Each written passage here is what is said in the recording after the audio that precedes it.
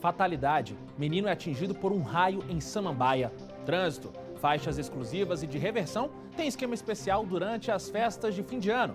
Saidão de Natal beneficia mais de 1.500 presos no Distrito Federal. E mais, corpo de um homem é encontrado na Chapada dos Veadeiros. Suspeita é que seja do brasiliense desaparecido no início do mês. Boa noite, eu sou o Rodrigo Miranda e o Band Cidade, segunda edição, já está no ar. Seja muito bem-vindo.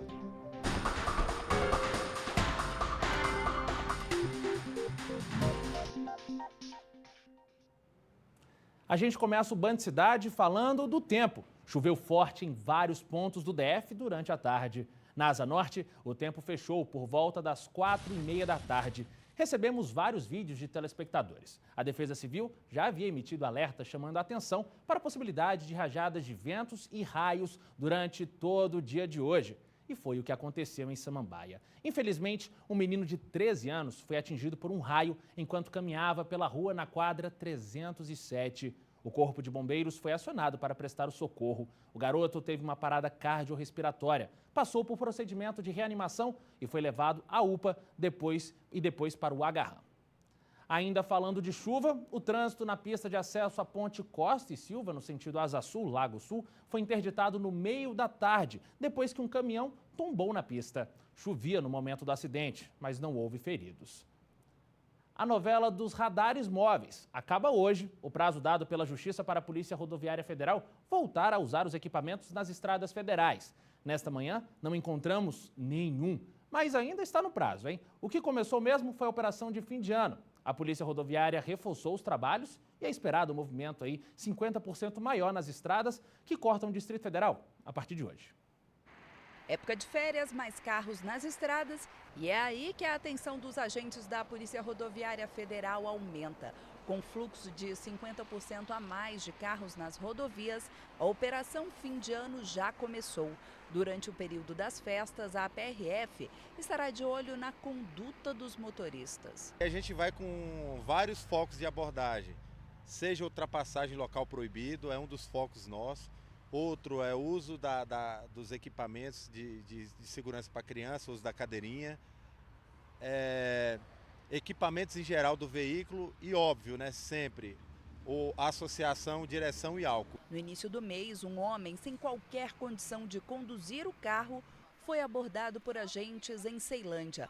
O nível de embriaguez era tão alto que ele sequer conseguia ficar em pé. O condutor ele atingiu o máximo que o aparelho consegue registrar, que é 2.0. Outro fator que também será analisado pelos policiais é se os motoristas estão respeitando a velocidade da pista. Para isso, a Polícia Rodoviária Federal poderia contar com o uso de radares móveis. Desde agosto, uma portaria assinada pelo presidente Jair Bolsonaro havia suspendido a utilização dos equipamentos. Mas a Justiça de Brasília determinou a volta dos aparelhos nesta segunda-feira. E caso haja o descumprimento, será cobrada uma multa de R$50 mil por dia. Mas aqui no posto da PRF, que fica na BR-040, por enquanto, nenhum radar móvel está funcionando. O retorno do equipamento pode frear a violência no Distrito Federal nas estradas federais.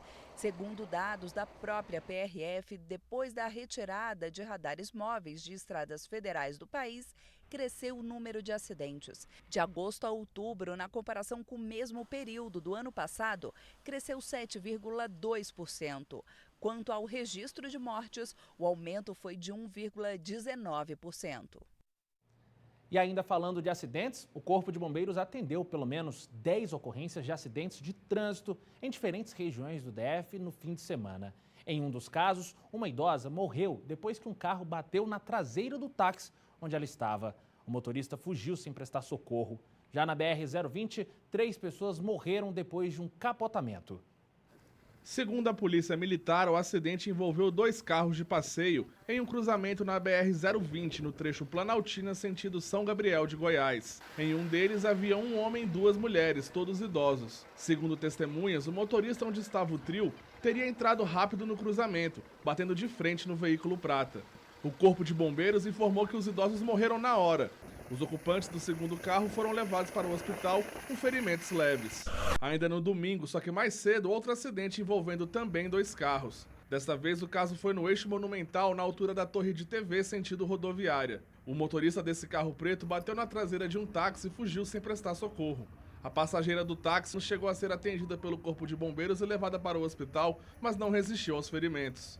O taxista não se feriu. Segundo testemunhas, foi o motorista do carro preto que provocou o acidente. Ele fugiu e o carro dele foi encontrado vazio, abandonado perto do Conic. O dono do carro Golf que bateu no táxi foi localizado pela Polícia Militar. Porém, ainda não há informação se era ele que estava dirigindo no momento do acidente. A Polícia Civil investiga o caso. O uso da cadeirinha para transportar crianças dentro do carro rende muita discussão. Ainda mais que em junho, o presidente Jair Bolsonaro apresentou um projeto de lei para retirar a multa de motoristas que não usam equipamento. Mas o fato é que, por dia, 12 motoristas são multados por levar crianças de forma inadequada. Neste ano, o Detran emitiu quase 4.000 multas por causa da infração. Isso mesmo, hein? São quase 1.000 casos a mais em relação ao mesmo período de 2018. Toda vez que a Tainá vai sair de casa com a Luana, de 7 meses, a rotina é a mesma. Primeiro, coloca a pequena na cadeirinha, no banco de trás e aperta o cinto de segurança. Para ela, não importa a distância do destino. A segurança sempre vem em primeiro lugar. O bem-estar dela, porque eu dirijo para nós duas, mas tem gente que acaba não dirigindo para os outros. Então ela é minha segurança, saber que ela está bem. Só que nem todo mundo tem essa consciência. De acordo com dados do Detran, o número de motoristas multados pela falta de cadeirinhas aumentou nos últimos meses. De janeiro a novembro, foram 3.900 multas referentes à falta ou ao uso inadequado do equipamento. Em 2018, o registro foi de 2.800. A comunidade não está dando importância a uma legislação vigente, ou seja, a segurança. O que o Detran tem feito? Nós temos feito um trabalho educativo de conscientização dos pais, em reuniões de pais e mestres, abordagens na via e principalmente das próprias crianças. Nós sabemos que tem crianças que a partir de 4, 5 anos já começam a ter essa consciência e a gente já pode trabalhar com as próprias crianças nas escolas. Em junho deste ano, o presidente da República, Jair Bolsonaro, apresentou um projeto de lei ao Congresso que retira a multa de motoristas que transportam crianças sem cadeirinha. Mas, ao contrário do que muita gente pensa, a infração ainda está valendo e pesa no bolso. É gravíssima, mais 7 pontos na carteira, multa de R$ 293,47 e o carro ainda pode ser retido. Nós temos materiais impressos, temos abordagem não só com as crianças, mas também com os pais e nas vias, além de uma fiscalização efetiva. O que a gente quer buscar para os pais é uma consciência, até para mostrar que a infração é o mínimo. O maior são as lesões, Uma criança que de repente perca uma vista para ficar com a visão monocular, ou então quebra da parte dentária. Então são situações que ela vai acarretar problemas para o resto da vida. Para Tainá, mãe de primeira viagem, os números surpreendem e assustam. Imagina acontecer alguma coisa com a minha filha por não utilizar a cadeirinha. Então muitas vezes eu paro para poder acalmá-la, eu uso brinquedos, tenho um espelhinho, canto, boto musiquinha, mas eu não tiro ela da cadeirinha. Notícia boa, hein? O Hospital Materno Infantil de Brasília realizou uma cirurgia inédita, chamada intrauterina. As informações ao vivo com Cláudio Marcos, já está aqui com a gente. Boa noite, Cláudio. E aí, o que é essa cirurgia, Cláudio? Boa noite, Rodrigo. Boa noite a todos que acompanham a gente. Olha, eu explico sim. Essa paciente, a Sara Carla da Silva, veio de Aparecida de Goiânia. Ela tem 23 anos e está aí com 22 semanas de gravidez. E as gêmeas dividem a mesma placenta. Então, uma delas estava com crescimento comprometido.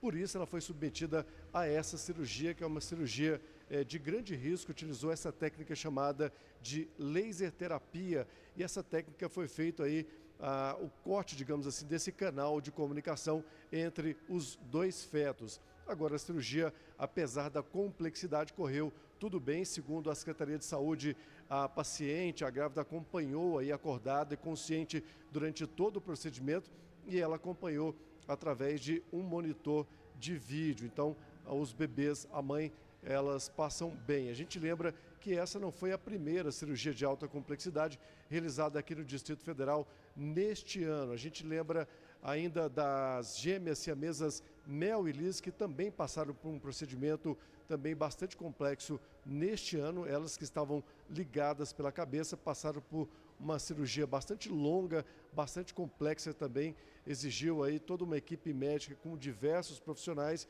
e hoje elas estão aí recuperadas, já tiveram alta, estão em casa, cirurgia que foi realizada lá no Hospital da Criança. Rodrigo.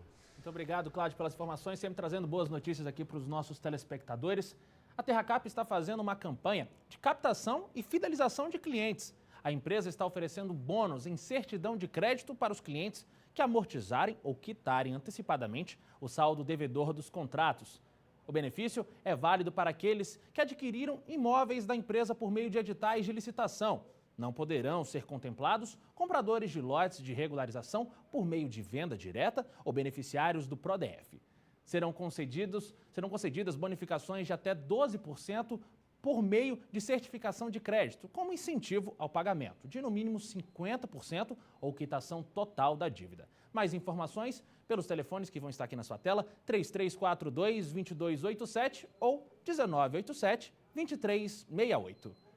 O governador Ibanez Rocha fez um balanço de um ano de governo, o primeiro dele no comando do GDF. Ibanez falou sobre vários temas e a gente mostra agora o que ele falou sobre algo que atinge todos nós, de um jeito ou de outro: a saúde. Nós já soltamos a licitação para construir mais 7 UPAs no Distrito Federal. Já está em andamento a licitação para a construção de mais 28 unidades básicas de saúde. Nossa. Isso tudo nós vamos entregar para a população ainda no próximo ano. Além do que, temos um hospital materno-infantil, que nós estamos terminando o convênio com a WFO, que é uma empresa que construiu o Hospital da Criança, para que a gente faça um hospital materno-infantil na Ceilândia. E nós estamos concluindo agora os projetos para fazer o hospital da região Centro-Sul, que será no Guará, com mais 400 leitos para atender a população. Então, a frase que a gente utiliza dentro do governo é que pouco a pouco as coisas estão mudando. E a entrevista completa você acompanha no Band Entrevista, que vai ao ar no sábado, às 6:50 da noite. Ainda falando do governador Ibanez Rocha, ele disse que uma das prioridades para 2020 é resolver a situação do centro administrativo. O assunto de hoje, de Cláudio Humberto. Olha, o governador Ibanez Rocha revelou hoje à Rádio Band News FM que estuda a compra do Centrad, aquele centro administrativo de quase 130 mil metros quadrados que o GDF construiu em regime de parceria público-privada, mas foi abandonado pelo governo anterior. Outra boa notícia é que, após reduzir impostos na cesta básica, no IPVA e no IPTU, Ibanez deverá reduzir em 2021 o ICMS da gasolina para os padrões anteriores a Hollenberg, aquele ex-governador que adorava aumentar impostos. O governador também fez um balanço do seu governo, enumerando os avanços que foram registrados. Deu boa notícia sobre o BRB, que este ano deve registrar um lucro recorde, e disse que em 2 anos entregará 40 mil casas populares no DF. Disse que tenta ainda financiamento para construir mais 20 mil até lá. Ele revelou que em 2019 seu governo adquiriu 12 vezes mais massa asfáltica que o governo anterior e que por essa razão conseguiu recapear muitas vias, tapar buracos, etc., mas reconhece que há ainda muito a ser feito. Olhando para trás, neste balanço, Ibanez acha de 1 a 10 que o primeiro ano do seu governo mereceu nota 7. A rede pública de ensino do DF deve ganhar 14 novas escolas até ano que vem. As informações com Isabel Mega, direto dos estúdios da Band News FM. Uma boa noite, Isabel. Que notícia boa também, né? Para esse fim de ano, 14 novas escolas, muita gente precisando, né? Oi, Rodrigo. Boa noite para você, boa noite a todo mundo que está nos assistindo. Hoje o governador Ibanez Rocha veio aqui até os estúdios da Band News FM Brasília, fez uma espécie de balanço desse ano de 2019 e também alguns anúncios aí que a gente vai ter mais pela frente de novidades aqui no Distrito Federal. Um dos principais anúncios é justamente no campo da educação. Está prevista a construção de mais 14 escolas e é uma novidade que pode ajudar, inclusive, o governo a reduzir o custo que se tem com o transporte escolar, um custo anual de cerca de 200 milhões de reais. Também foi prometida a reforma de cerca de 500 colégios, além de um novo convênio para creches. Isso no campo da educação. No campo da saúde, uma das ideias é a construção de hospitais, que seriam uma espécie de hospitais de campanha para a realização de cirurgias de pequeno porte. E no campo da segurança, um dos destaques que o governador anunciou aqui nos estúdios da Band News FM Brasília foi a criação de núcleos de atendimento à mulher nas delegacias da Polícia Civil. Rodrigo. Muito obrigado, Isabel Mega, pelas informações. Uma boa noite para você. Mais de 1.500 presos foram liberados hoje, na última saída temporária de 2019. Foram 11 saídas no total este ano. De janeiro a novembro, foram liberados 12.565 presos. Desse número aí, 112 não voltaram nas datas e horários previstos. Na saída de hoje, os detentos devem retornar na quinta, dia 26, até às 10 horas da manhã, hein? Confira agora o que abre e fecha em todo o DF nesta terça-feira, véspera de Natal. As delegacias vão funcionar em regime de plantão que já começa amanhã. Na terça-feira, ficam abertas até às 2 horas da tarde. O expediente volta ao normal na quinta-feira. Os ambulatórios e unidades básicas de saúde estarão abertos até às 2 horas da tarde. Nos hospitais e UPAs, só as emergências funcionam no dia 25. O metrô abre às 5 da manhã e fecha às 8 horas da noite. No feriado, as estações funcionam das 7 da manhã às 7 da noite. Os ônibus vão circular no esquema de domingo. Pontos turísticos como a Torre de TV e o Parque Nacional ficarão abertos normalmente durante o feriado. Mas o zoológico vai ficar fechado no dia 25 e reabre no dia 26. As lojas de shoppings vão funcionar em horário especial. Cinema e praça de alimentação abrem normalmente.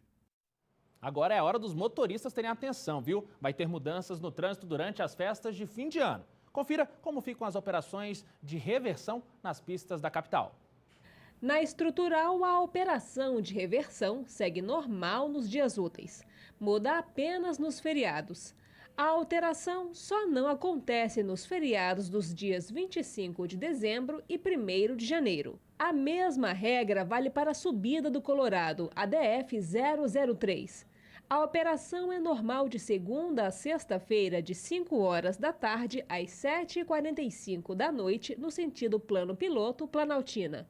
Mas não há reversão nos feriados dos dias 25 e 1º. Na EPTG, a operação também é normal nos dias úteis, tanto no sentido Taguatinga-Plano Piloto, quanto no sentido Plano Piloto-Taguatinga. Não acontecerá a reversão apenas no feriado do dia 25/12.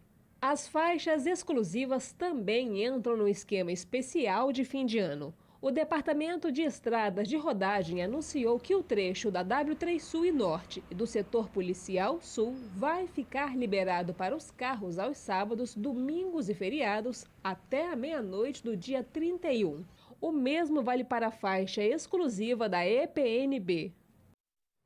E não saia daí, porque a seguir tem. Morador de Taguatinga transforma a casa dele na casa do Papai Noel durante todo o mês de dezembro. A gente volta já já.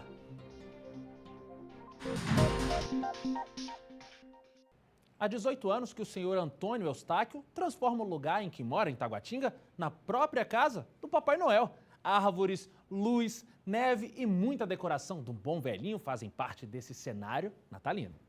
Ele toma conta da cama, tudo bem que divide com a Mamãe Noel, mas também ocupa a sala, a mesa de jantar, a cozinha. Afinal, aqui na M Norte o Papai Noel se sente em casa. Mas não é para menos. Desde o fim de agosto, o seu Toninho transforma a casa dele no lar do Papai Noel. Só sobra um quartinho para ele. Um trabalho que já dura 18 anos e que, apesar de toda a mão de obra, vale a pena. Afinal, são tantas histórias emocionantes que ele vivencia. O Papai Noel começou a entregar os presentes para a criança. Uma senhora de 96 anos aproximou, eu parei o esquema que a gente estava fazendo. Pois não, minha senhora. Ô moço, eu vim de Tocantins, eu queria só dar um abraço no Papai Noel. Eu falei, não, pois não, pedi um pouquinho de paciência para as crianças. Ela virou para o Papai Noel, estava do lado, ela virou, Papai Noel, eu posso te dar um abraço? Eu nunca abracei um Papai Noel. Aí eu comecei a chorar. Para conhecer esse mundo natalino, o visitante não tem que pagar nada, apenas doar um alimento, um brinquedo ou uma fralda geriátrica. Foi essa forma que o seu Toninho encontrou para realizar o sonho da mãe, que fazia aniversário no dia 24 de dezembro. O sonho da minha mãe era ter uma creche para 60 crianças, por isso que eu faço questão de todo ano trazer um orfanato com crianças carentes, com 60 crianças, para simbolizar também esse sonho dela. Apesar de ter Papai Noel de todas as formas, o seu Toninho não deixou de fora o verdadeiro motivo do Natal, o nascimento de Jesus. E é assim, com enfeites, luz, neve e música, que ele tenta recuperar o sentido dessa data que, para ele, tem perdido a força. Camila, nesse ponto é para tentar ver se a gente consegue recuperar um pouco da essência dessa data. Espero ter saúde e disposição para fazer mais alguns longos anos para frente.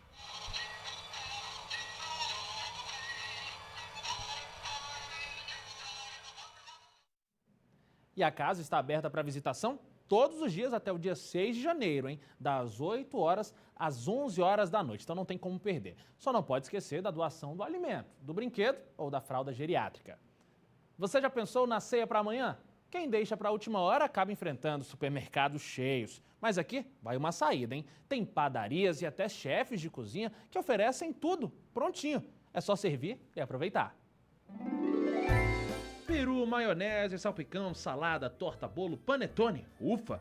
Tudo isso faz parte de uma boa ceia de Natal. E em muitos casos, falta tempo para fazer tudo isso. Por isso o jeito é correr para tentar comprar e encomendar tudo. Nessa padaria no Sudoeste, a procura é grande por alguns produtos. Tem nos surpreendido que a nossa rabanada, cara, tem a média de 7 toneladas por fim de ano. Né? Então é um produto realmente que bastante surpreendente e vende muito. E não é só a rabanada que faz sucesso. Aqui sai de tudo e bem fresquinho. A nossa ideia é a gente facilitar a vida do nosso cliente, né? Ele pode chegar na Pão Dourado hoje e ele fala, não, eu quero uma ceia completa, ele vai ter. Da entrada até a sobremesa nós podemos fornecer para os nossos clientes hoje, com uma qualidade maravilhosa. De acordo com o Sind Varejista, as vendas da cesta de Natal cresceram 9% neste mês. Muito disso se deve ao pagamento do 13º e do FGTS. Tudo isso tem ajudado realmente o comércio e o comerciante está levando o Natal muito bem. E nessa época do ano, o que bomba são os doces. Tem para todos os gostos, dá até água na boca. Maria conta que para fazer sucesso, muitos apostam nas encomendas. Qual é a grande vantagem? Olha, eu acho que eu estou aqui para poder fazer. Então, eu acho que todas as donas de casa, né, nesse dia podem ir para o salão, tomar seu espumante, deixar a parte da comida que eu garanto, entendeu? Que vai estar lá tudo lindo, maravilhoso e gostoso. E depois de tantas opções, eu vim aqui para saber e conhecer também uma das novidades que pode parar aí na sua casa. Maria Amélia, o que é isso? Isso aqui é uma maravilha, gente. Você vai ter o prazer de provar. É um pavê de panetone, ovo maltine, leite ninho e óleo. Imperdível, né, gente? Para fazer sucesso, né? Ah, deu para perceber que é maravilhoso, viu? Agora é só encomendar aí o que você achar melhor e ter um Feliz Natal.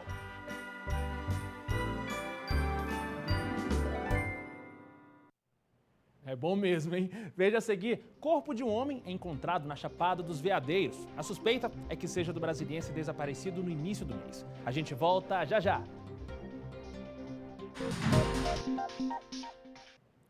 Cães farejadores dos bombeiros aqui do DF encontraram o corpo de um homem na Chapada dos Veadeiros hoje pela manhã. O corpo foi encontrado às margens do rio São Miguel, a 8 quilômetros da Vila São Jorge, na Fazenda São Miguel. O trabalho de resgate foi feito pelos bombeiros do DF e de Goiás. Por conta do estado de decomposição, ainda não é possível afirmar se o corpo é do brasiliense desaparecido, Jacob Vilar Santana. O rapaz sumiu no dia 1º de dezembro. Ele teria sido levado por uma tromba d'água. Susto no sol nascente. O Corpo de Bombeiros resgatou 5 mulheres que foram intoxicadas com monóxido de carbono quando trabalhavam no depósito de uma padaria. Segundo testemunhas, devido à falta de energia, elas estavam fazendo uso de um gerador movido a combustão. O gás emitido pelo aparelho causou a intoxicação do grupo. 30 militares fizeram o resgate dos trabalhadores. Ainda segundo a corporação, 4 funcionárias tiveram dor de cabeça e dificuldade respiratória, mas não precisaram de atendimento hospitalar. Apenas Maria Cláudia da Silva foi encaminhada para o hospital de Ceilândia. A mulher estava inconsciente, com sinais de intoxicação grave. O caso foi registrado nesse domingo na chácara 2 do setor habitacional da cidade. Lembrando que aqui na Band você tem um canal direto para fazer denúncias, mandar vídeos e mostrar os problemas aí de onde você mora. É o WhatsApp do Band Cidade. Anota aí, o nosso número é o 999769204. Obrigado pela sua companhia. Vem aí o Jornal da Band. Uma boa noite e até amanhã.